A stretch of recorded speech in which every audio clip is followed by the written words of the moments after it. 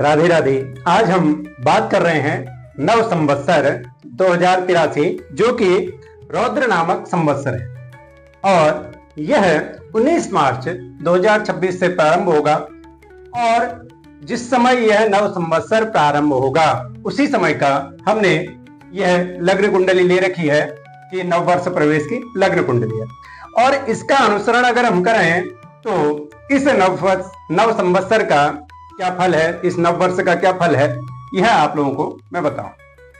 विशेष अगर हम देखें तो इस संवत्सर का नाम है रौद्र नामक संवत्सर। जैसा नाम है वैसा इसका फल भी है।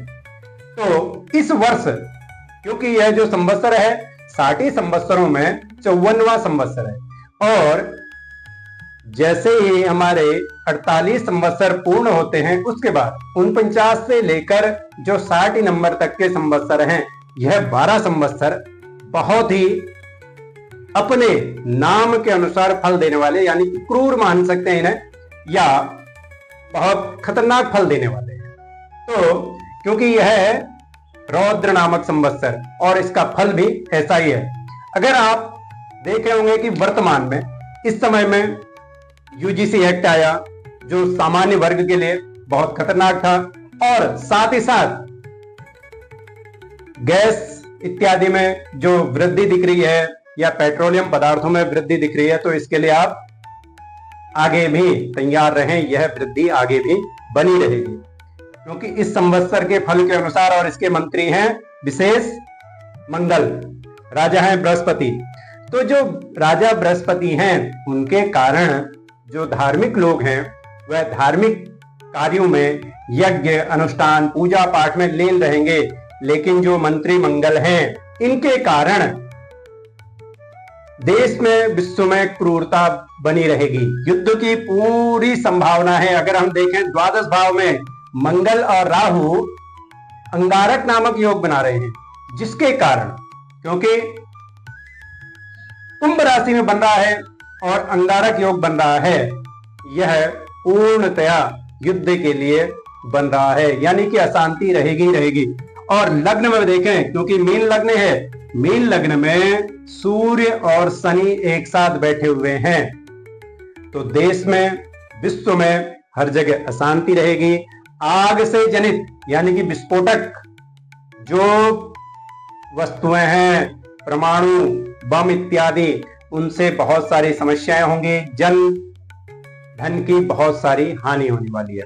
और साथ ही साथ अगर हम देखें तो इस जो रौद्र नामक संवत्सर है इसके लिए एक श्लोक दिया गया है, मध्यस्या भवेद्धात्रे सामान्य प्रवर्तनम दुर्मतीनां महत्वं स्यात् दुर्मत्तो वर्ण संक्रमः। यानी कि इस संवत्सर में जो रौद्र नामक संवत्सर है इसमें वर्षा की कमी रहेगी, कृषि उत्पादन इत्यादि में भी कमी रहेगी, जिसके कारण धान्य और जो फसलें हैं वह महंगी होंगी, यानी कि महंगाई बढ़ेगी ही बढ़ेगी।